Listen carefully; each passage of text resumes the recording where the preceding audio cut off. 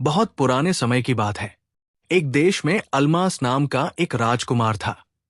अलमास एक आवारा, बेरहम और जिद्दी राजकुमार था।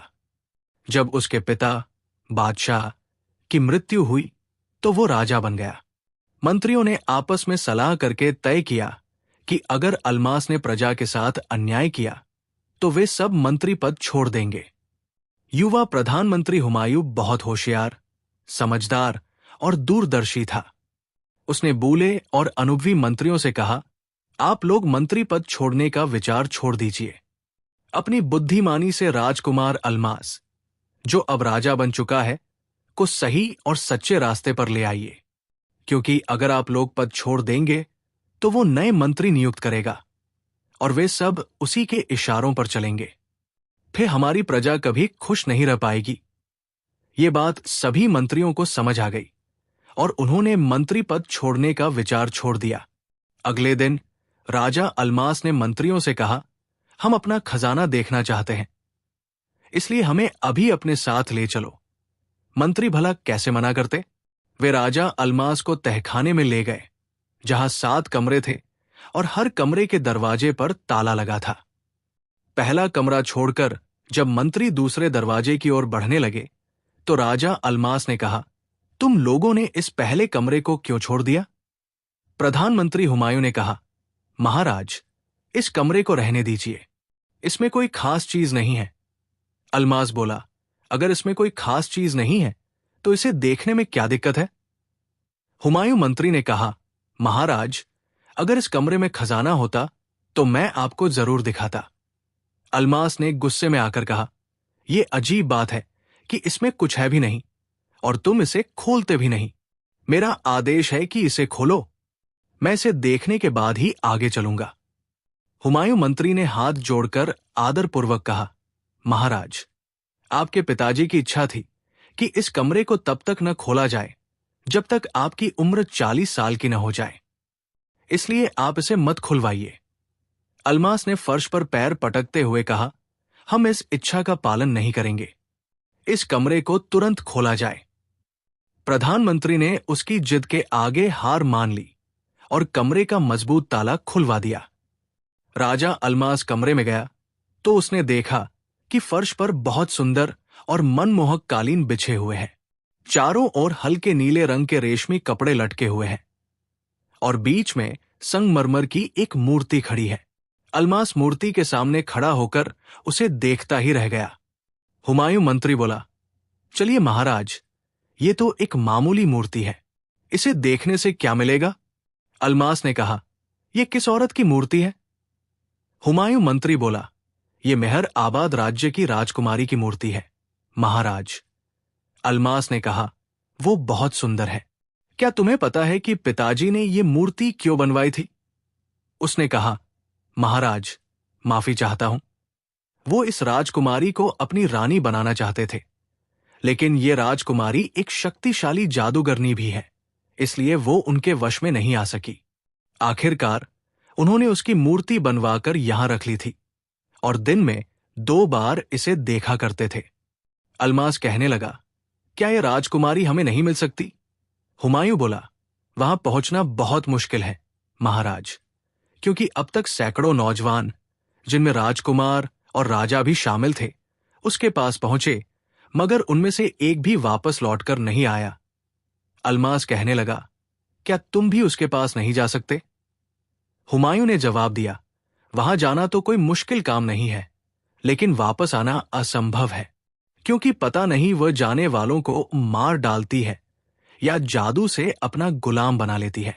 अलमास ने कुछ सोचते हुए कहा, तुम आज ही निकल जाओ, हम 1 हफ्ते तक तुम्हारे लौटने का इंतजार करेंगे।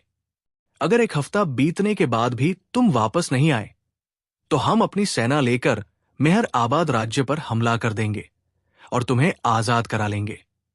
हुमायूं ने कहा, अगर उसने मुझ पर जादू कर दिया तो क्या होगा।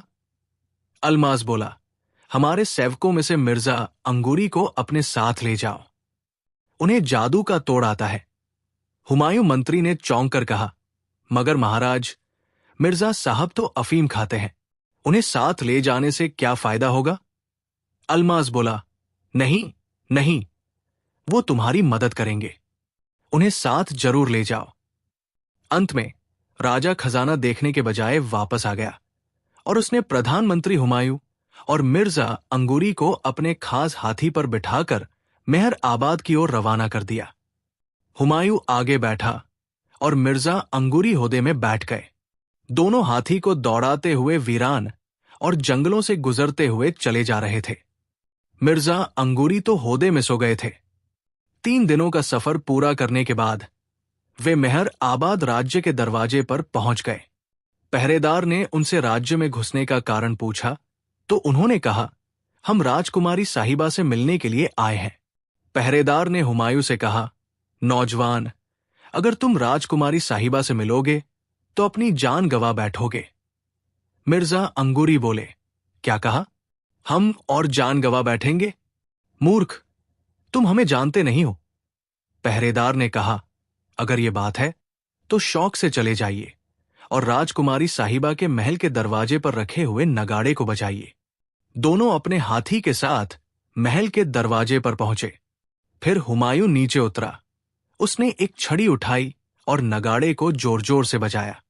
उसकी आवाज सुनकर 7 दासियां दौड़ती हुई आई और आदरपूर्वक प्रणाम करके कहने लगी, चलिए महाराज, राजकुमारी साहिबा आपका इंतजार कर रही है। दासियों को देखकर मिर्जा अंगूरी भी नीचे उतर आए और प्रधानमंत्री हुमायूं के साथ राजकुमारी महर के पास गए। उन्होंने देखा कि वो संगमरमर की मूर्ति से कहीं ज्यादा सुंदर और खूबसूरत है। उसका चेहरा लाल और सफेद, बड़ी बड़ी काली नरगिसी आंखें, सीधी नाक, पतले पतले गुलाबी होंठ और लंबे लंबे काले बाल थे।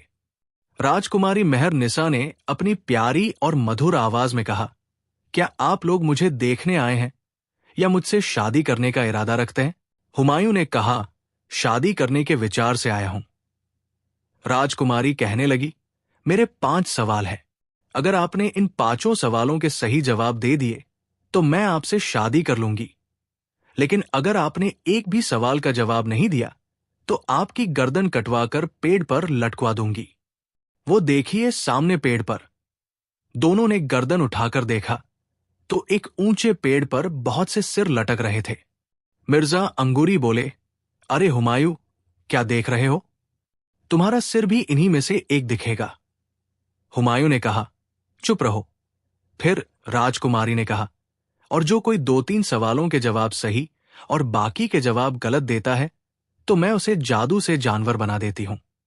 वो देखो सामने तोता, मैना, बुलबुल, हुदहुद, कौआ, उल्लू, बाज, गिद्ध और उधर देखो ये गधा, कुत्ता, नीलगाय, हिरण, गीदड़, भेड़िया, सारस, लोमड़ी और ये चीता, ये सब असल में इंसान हैं, लेकिन जवाब न देने की वजह से जानवर बने हुए हैं। अब बताइए, आपका क्या इरादा है? प्रधानमंत्री हुमायूं ने जवाब दिया, मैं आपके 5 सवालों के जवाब जरूर दूंगा। राजकुमारी कहने लगी, शाबाश। फिर बोली, आइए पहले नाश्ता कर लीजिए। मिर्जा अंगूरी ने कहा, नहीं राजकुमारी साहिबा, ये हरगिज नहीं होगा। हमारा अनुभव है कि ऐसे मौके पर ऐसी चीज खिला दी जाती है कि इंसान अपनी अक्ल खो बैठता है, इसलिए पहले अपने सवालों का जवाब ले लीजिए। राजकुमारी मिर्जा अंगूरी की बात पर जोर से हंस पड़ी। फिर कहने लगी, बहुत अच्छा है, चलिए सामने 12 दरी में बैठकर मेरे सवालों के जवाब दीजिए। ये कहकर उसने ताली बजाई। उसी समय बहुत सी दासियां आ गई। राजकुमारी ने उनसे कहा, सामने 12 दरी में हमारे बैठने का प्रबंध करो। दासियों ने तुरंत फर्श पर कालीन बिछा दिए और एक सफेद मसंद पर तकिए रख दिए। फिर राजकुमारी उस मसंद पर बैठ गई और हुमायूं मिर्जा अंगूरी के साथ नीचे कालीन पर बैठ गया और दासियां चारों ओर खड़ी होकर पंखे से हवा करने लगी। राजकुमारी मेहर निसा ने कहा, मेरा पहला सवाल यह है कि एक पेड़ ऐसा है जो सारी दुनिया पर छाया हुआ है। उसके पत्ते एक तरफ के काले और दूसरी तरफ के सफेद हैं। वो पेड़ साल भर में एक बार मर जाता है, मगर तुरंत ही जिंदा हो जाता है। बताओ वो पेड़ कौन है? मिर्जा अंगूरी ने हुमायूं के कान के पास मुंह ले जाकर कहा, वो पेड़ गधा हो सकता है, क्योंकि उसकी पीठ गहरे रंग की होती है और नीचे से पेट सफेद होता है। हुमायूं ने आंखें चढ़ाते हुए धीरे से कहा, क्या नशे में हो? मिर्जा अंगूरी, कहीं गधा 1 साल के बाद मरता है और फिर तुरंत ही जिंदा भी हो जाता है।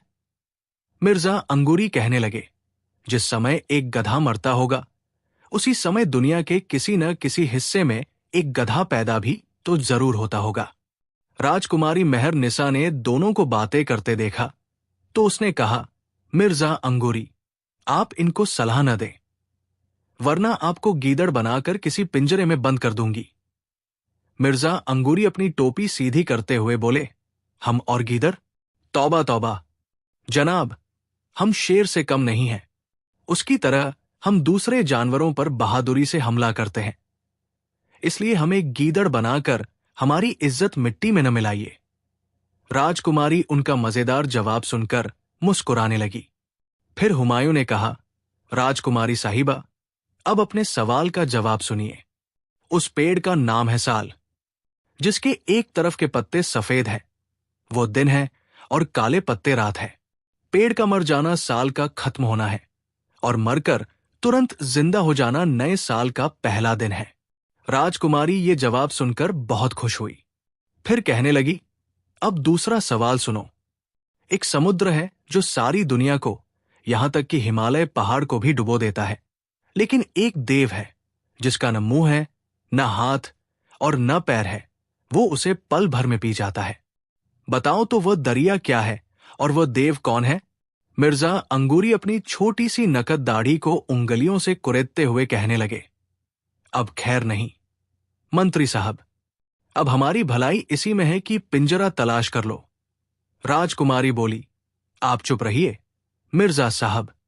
हुमायूं ने थोड़ी देर सोचा, फिर मुस्कुराकर बोला, वो समुद्र ओस शबनम है। सुबह के समय सारी दुनिया उसमें डूबी हुई होती है और उसे पीने वाला देव वो सूरज है, जिसका न मुंह है, न हाथ और न पैर है, लेकिन फिर भी वो शबनम पी जाता है। राजकुमारी बोली, शाबाश। तीसरा सवाल यह है कि मेरी 3 बहनें हैं और 19 दासियां हैं। मैं चाहती हूं कि आधी दासियां बड़ी बहन शहनाज को मिल जाए, बाकी आधे हिस्से में से आधी दासियां मझली बहन मुमताज को मिल जाए, मगर यह ध्यान रहे कि किसी दासी के टुकड़े भी न हों और किसी बहन को कम या ज्यादा भी न मिले। मिर्जा अंगूरी बोले, सवाल बिल्कुल गलत है। 19 का आधा 9.5 होता है, इसलिए एक दासी को तो जरूर काटना पड़ेगा, और अगर नहीं काटा गया तो सवाल सही नहीं हो सकता। राजकुमारी ने कहा, कटी हुई दासी को बड़ी बहन लेकर क्या करेगी? ये भी तो सोच लो। मिर्जा अंगूरी ने अफीम की एक गोली दांतों में दबाते हुए कहा, हिसाब के अनुसार जो होगा करना पड़ेगा। हुमायूं बोला, चुप रहो मिर्जा साहब, मैंने इस सवाल को हल कर लिया है। सुनिए राजकुमारी साहिबा, अपनी 19 दासियों में एक मेरी दासी शामिल कर लीजिए। अब आपके पास 20 दासियां हैं, उनकी आधी 10 दासियां तो बड़ी बहन शहनाज को दे दीजिए। बाकी आधे हिस्से में से आधी यानी 5 मझली बहन मुमताज को दे दीजिए। अब कुल दासियों की संख्या का 5वां हिस्सा यानी 20 का 5वां हिस्सा 4 छोटी बहन को दे दीजिए। लीजिए, पूरा हो गया। अब देखिए, 10 और 5 15 और 15 और 4 19। इस जवाब को सुनकर राजकुमारी सोचने लगी कि ये नौजवान बहुत ही होशियार और समझदार है। अगर इसने बाकी 2 सवालों के जवाब भी दे दिए तो क्या होगा? वो ऐसी ही बातें सोच रही थी कि हुमायूं ने कहा, चौथा सवाल बताइए। राजकुमारी ने चौंक कर कहा, देखिए, हमने ऐसी रानी देखी जिसे आग लगे तो बरसे पानी और एक ऊंचा सा पहाड़ जिस पर कलियों की बहार, माली तोड़ न सके, मालिन गूंद न सके। मिर्जा अंगूरी सवाल सुनते ही घुटनों में सिर रखकर बैठ गए, लेकिन प्रधानमंत्री हुमायूं, जो बहुत ही होशियार और काबिल व्यक्ति था, मुस्कुराते हुए बोला, सुनिए राजकुमारी साहिबा, मोमबत्ती वो रानी है जिसे आग लगते ही पानी बरसने लगता है और ऊंचा सा पहाड़ आसमान है और कलियां सितारे हैं। इन कलियों को माली तोड़ न सके और मालिन गूंद न सके। राजकुमारी मेहर निसा अपने चौथे सवाल का सही जवाब सुनते ही पसीने से भीग गई और मन ही मन कहने लगी, अब क्या होगा? सिर्फ एक ही सवाल बाकी रह गया है। अगर इसने उसका भी जवाब दे दिया तो मुझे इससे शादी करनी पड़ेगी। इसका मतलब है कि मेरी आजादी मुझसे छिन जाएगी। अब मुझे ऐसा सवाल करना चाहिए कि ये प्रलय तक उसका जवाब न दे सके। ये सोचकर उसने कहा, मेरा पांचवा और आखिरी सवाल ये है, कौआ काना, तेली लूला, बनिया बहरा, इससे पहले और बाद में क्या है और इसका किस्सा क्या है? प्रधानमंत्री हुमायूं इस अजीब सवाल को सुनकर हैरान रह गया और सोचने लगा। ये तो ऐसी बात है कि इस पर सोचना समझना बिल्कुल बेकार है। फिर उसकी नजर उन पिंजरों की तरफ उठ गई जिनमें सैकड़ों जानवर बंद थे, और वो मन में कहने लगा, कुछ देर के बाद मैं भी जानवर बना दिया जाऊंगा। और उसे चारों ओर अंधेरा ही अंधेरा नजर आने लगा। मिर्जा अंगूरी भी किसी गहरी सोच में थे कि अचानक उन्हें कुछ याद आया और उन्होंने हुमायूं के कान में एक बात कही, जिसे सुनकर वो मुस्कुरा दिया और राजकुमारी मेहर निसा से कहने लगा, आपके सवाल का जवाब ये है। सुनिए, एक थी चूहिया, उसे जो शौक हुआ तो उसने कान छेदने वाले को बुलाकर अपनी नाक छेदवा ली। नाक में खून लगा तो वो भागी भागी नदी पर गई। नदी पर जो नाक धोने बैठी तो नाक में से इतना खून निकला कि नदी का पानी लाल हो गया। नदी पर एक बैल पानी पीने आया। वो नदी से कहने लगा, अरे बहन नदी, बहन नदी, मैं अभी यहां से पानी पीकर गया था, तब तो तुम्हारा पानी सफेद था, अब लाल हो गया। नदी ने कहा, कुछ न पूछ। बैल ने कहा, नहीं, कुछ तो जरूर बता। नदी कहने लगी, बहन चूहिया की नाक छिदी, बैल के सींग झड़े। बैल बेचारे के सींग जो थे सो झड़ गए। बैल एक बरगद के पेड़ के पास गया। पेड़ ने कहा, बैल, बैल, अभी तो तू मेरे पत्ते खाने आया था, तब तेरे सींग मौजूद थे, इतनी जल्दी तेरे सींग को क्या हो गया? उसने कहा, कुछ न पूछ। उसने कहा, नहीं, कुछ तो बता। बैल ने कहा, बहन चूहिया की नाक छिदी, नदी का पानी लाल हुआ, बरगद के पत्ते झड़े। उस पर आकर कौआ बैठा। वो कहने लगा, बरगद, बरगद, अभी तो मैं तेरे ऊपर आकर बैठा था, तेरे सब पत्ते मौजूद थे, इतनी जल्दी तेरे पत्ते क्या हुए? उसने कहा, कुछ न पूछ। उसने कहा, नहीं, कुछ तो जरूर बता।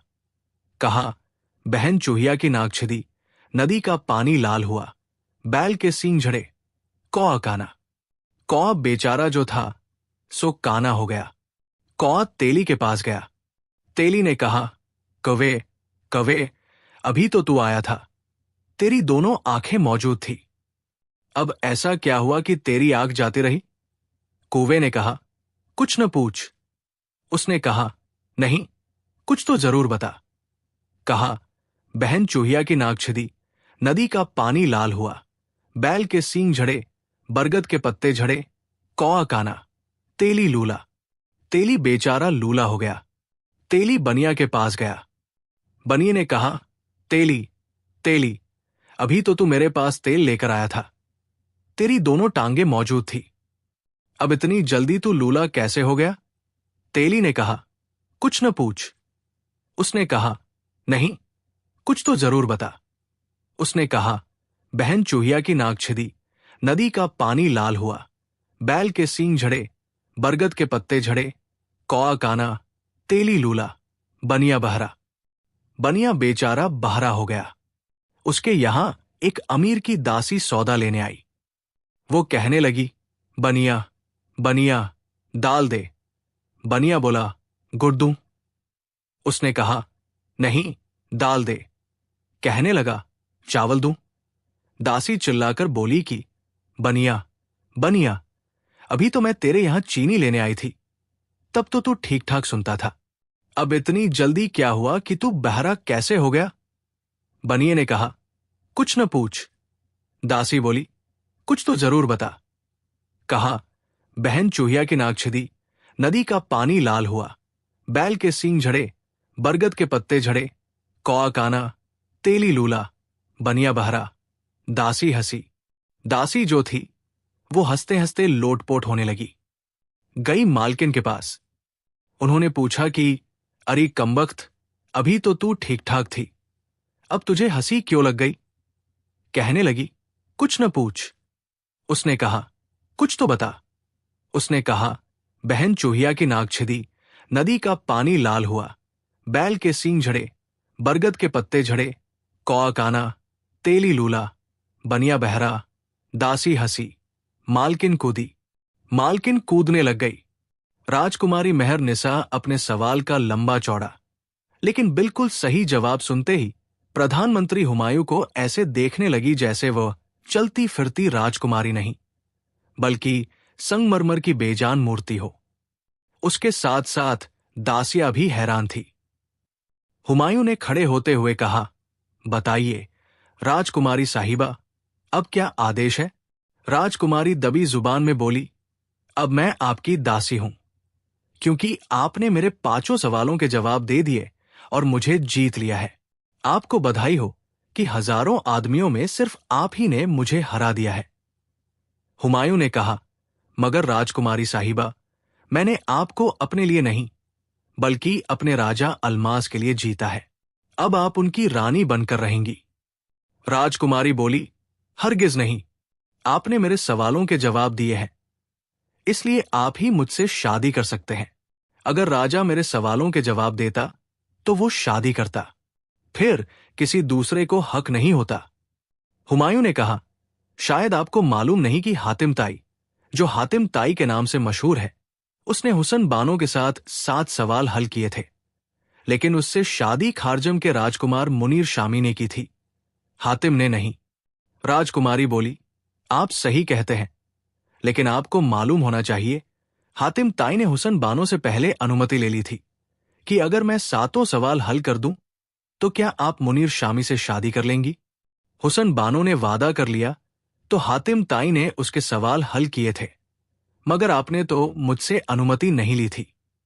हुमायूं ने कहा, मगर मैं राजा से वादा करके आया था कि आपके लिए राजकुमारी मेहर निसा को लेकर आऊंगा, इसलिए मैं शादी करके अपने वचन से नहीं हट सकता। मेहर निसा बोली, मुझे इन बातों से कोई मतलब नहीं।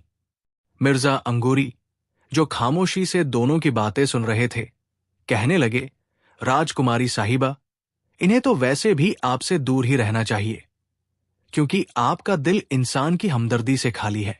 सैकड़ों को आपने मार दिया है और सैकड़ों को इंसान से जानवर बनाकर पिंजरे में बंद कर दिया। मेहर निसा ने कहा, अगर तुम्हारा यह विचार है तो मैं इन सबको दोबारा इंसान बनाकर आजाद कर देती हूं। हुमायूं बोला, अगर आपने इन्हें आजाद कर दिया तो मैं आपका जीवन भर एहसान मानूंगा। राजकुमारी मेहर निसा उसी समय मुस्कुराती हुई उठी और जादू की छड़ी हवा में घुमाते हुए पिंजरों के पास गई। फिर मंत्र पथ पढ़कर एक एक करके हर जानवर को छड़ी लगाती हुई चली गई। जिस जानवर को छड़ी लगती वो इंसान बन जाता।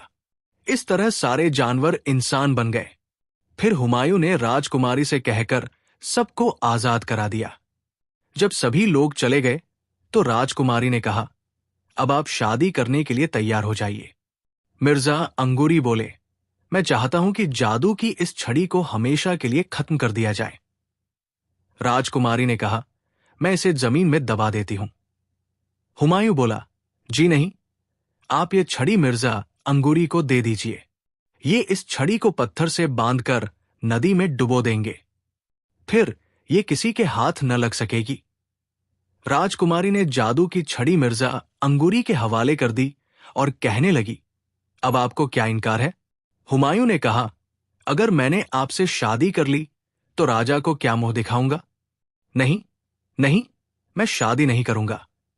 एक दासी ने कहा, माफी चाहती हूं, लेकिन ये अनुरोध करती हूं कि आप कुछ दिन यहां मेहमान रहकर सोच विचार कर ले। राजकुमारी ने गले से एक हार उतारकर दासी को इनाम दिया और दोनों से कहा, आप शाही मेहमान खाने में रहें। हुमायूं बोला, जी नहीं, हम आपको साथ लेकर तुरंत वापस जाना चाहते हैं, क्योंकि राजा सलामत इंतजार कर रहे होंगे। मगर राजकुमारी ने उनकी एक न सुनी और उन्हें मजबूर होकर मेहमान बनना पड़ा। इधर राजा अलमास ने जब देखा कि एक हफ्ता बीतने के बाद भी हुमायूं और मिर्जा अंगूरी वापस नहीं आए, तो वो अपनी सेना लेकर मेहर आबाद राज्य की ओर रवाना हुआ और तीसरे दिन राज्य के दरवाजे पर पहुंच गया। राजकुमारी को जब मालूम हुआ कि उसकी रियासत पर हमला करने के लिए दुश्मन दरवाजे पर पहुंच गया है, तो उसने अपनी सेना को मुकाबला के लिए रवाना कर दिया। दोनों सेनाओं में युद्ध शुरू हो गया।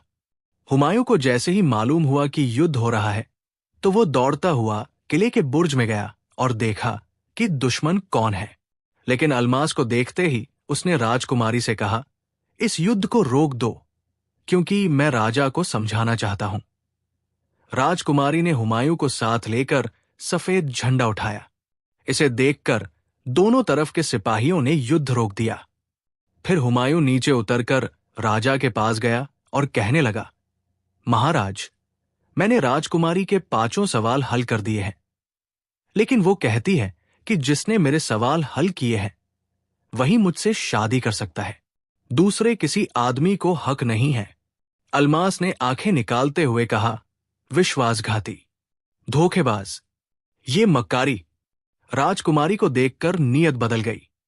हुमायूं बोला, नहीं महाराज, यहां की एक एक दासी इस बात की गवाह है कि मैं शादी करने से इनकार कर चुका हूं और आपके लिए राजकुमारी से लड़ रहा हूं।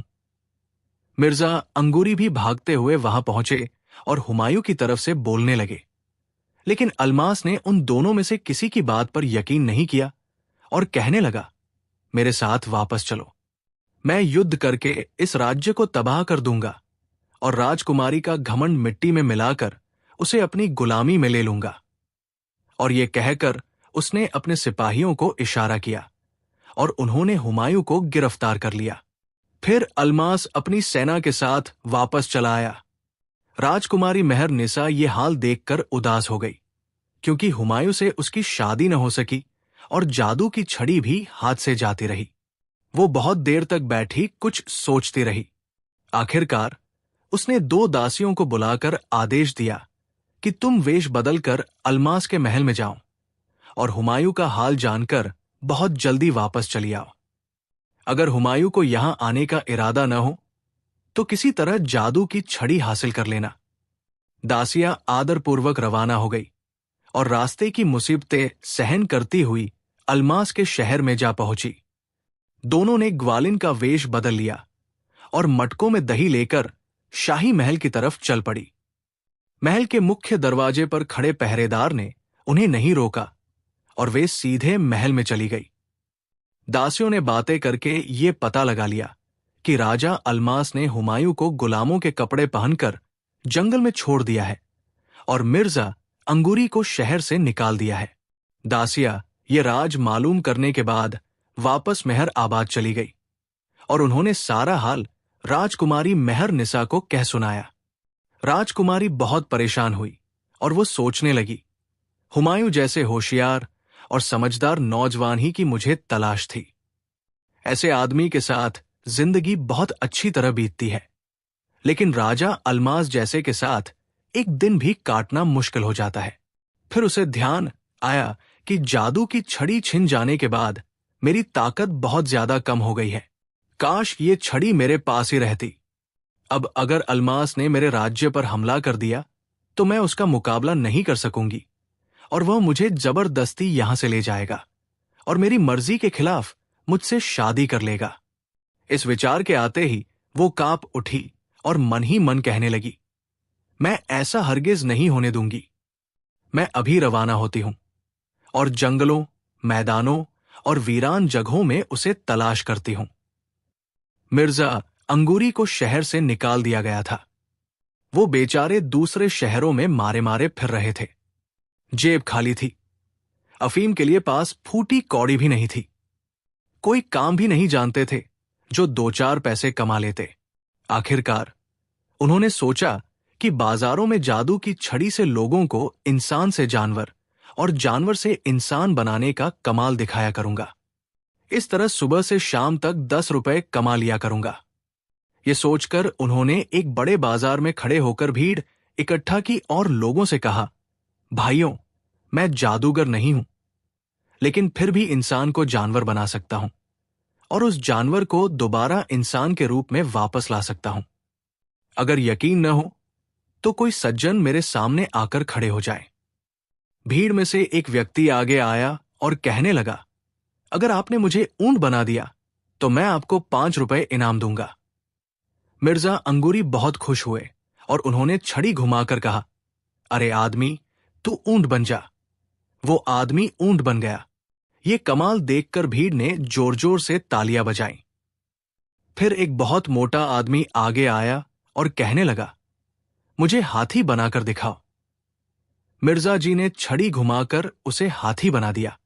उसी समय उधर से राजा की सवारी गुजरी। उसने पूछा, ये क्या तमाशा है? लोगों ने कहा, एक व्यक्ति इंसानों को जानवर बना रहा है। यह सुनकर राजा को भी तमाशा देखने का शौक हुआ।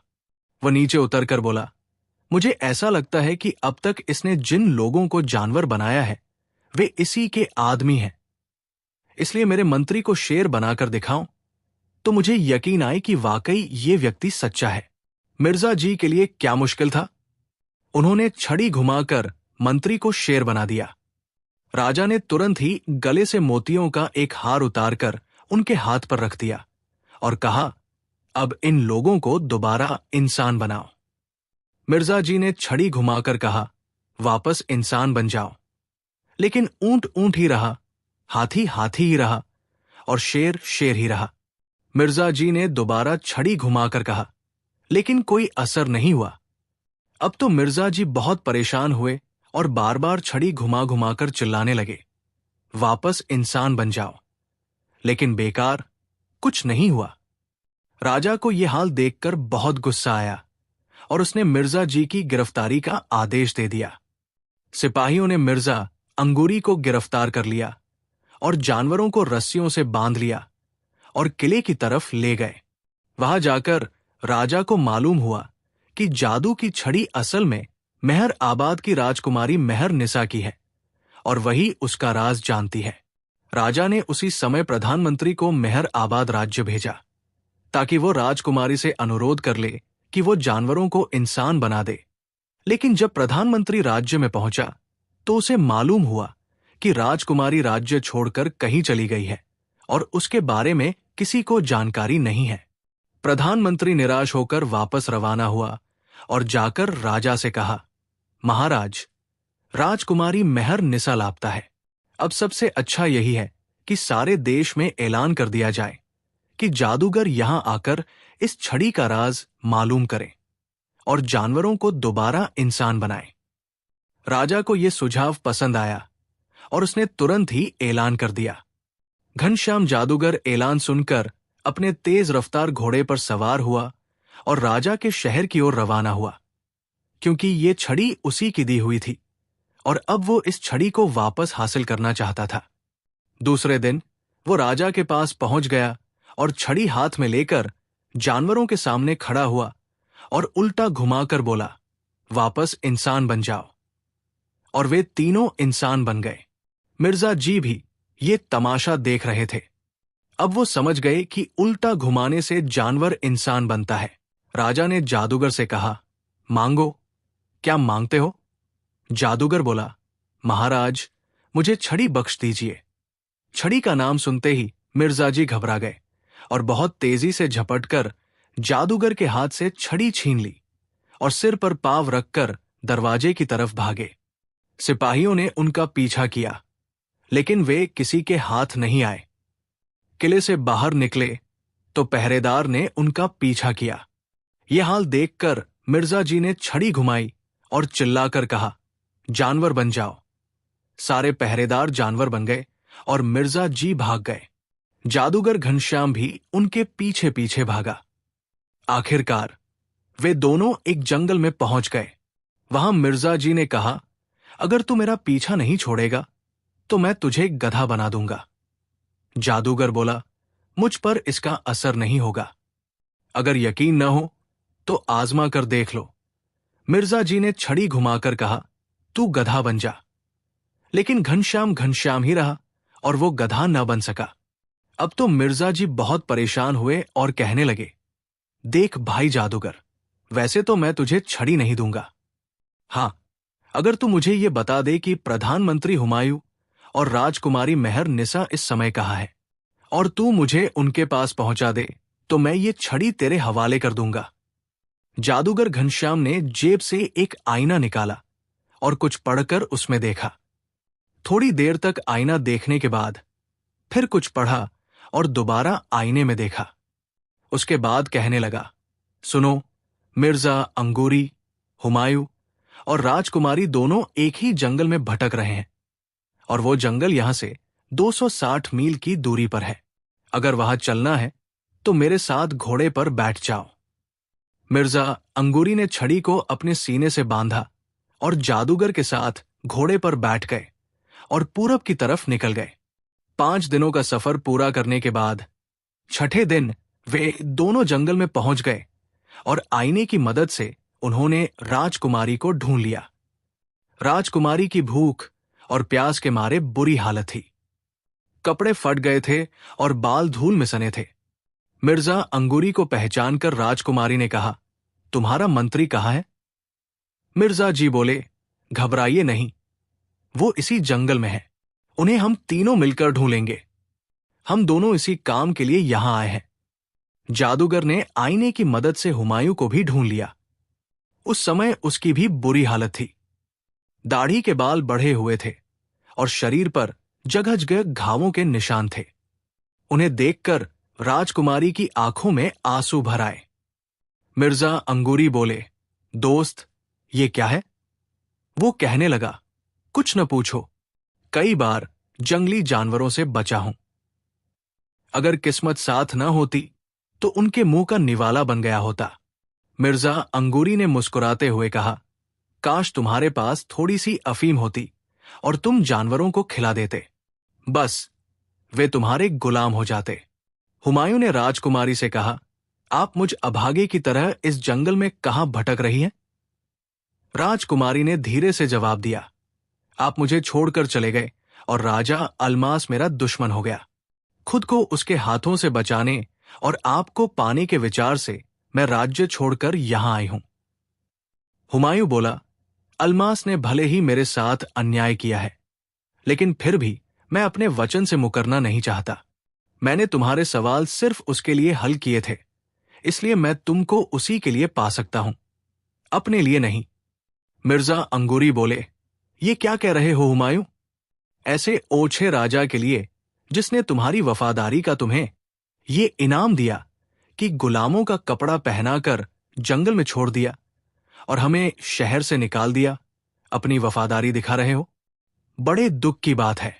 चलो, राजकुमारी का हाथ पकड़ो और मेहर आबाद के राज सिंहासन पर बैठकर बहुत शान से शासन करो। घनश्याम जादूगर बोला, ये गुलाम भी आपके साथ है। राजा अलमास आप लोगों को थोड़ी सी भी तकलीफ नहीं पहुंचा सकेगा। अगर वो मुकाबले पर आया तो सारी उम्र रोएगा। हुमायूं चुप था। राजकुमारी ने जादूगर घनश्याम को पहचानते हुए कहा, आप ही फैसला कीजिए। मेरा ऐलान ये था कि जो मेरे 5 सवाल हल करेगा, मैं उससे शादी करूंगी। इन्होंने सवाल हल कर दिए, लेकिन कहते हैं कि मैंने ये काम राजा के लिए किया है और तुम्हें राजा के साथ जिंदगी गुजारनी होगी। जादूगर बोला, यह बात बिल्कुल गलत है। तुमने अपनी जान की बाजी लगाकर सवाल हल किए हैं, इसलिए तुम ही राजकुमारी से शादी कर सकते हो, राजा हरगिज नहीं कर सकता। अंत में ऐसी ही बातें करने के बाद सबने हुमायूं को मजबूर कर लिया और वो राजकुमारी मेहर निसा से शादी करने के लिए राजी हो गया। फिर सब खुशी खुशी मेहर आबाद राज्य गए।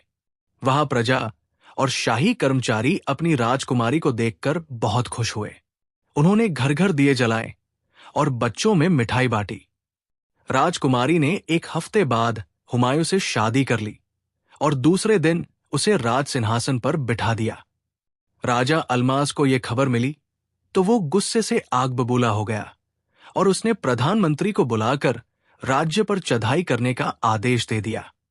लेकिन उसने कहा, महाराज, 2 बातें हैं। एक तो ये कि राजकुमारी की शादी हो चुकी है, दूसरे, एक छोटे से राज्य पर हमला करना आप जैसे बड़े राजा को शोभा नहीं देता। राजा ने कहा, लेकिन हम उस बदमाश हुमायूं को जिंदा नहीं छोड़ेंगे।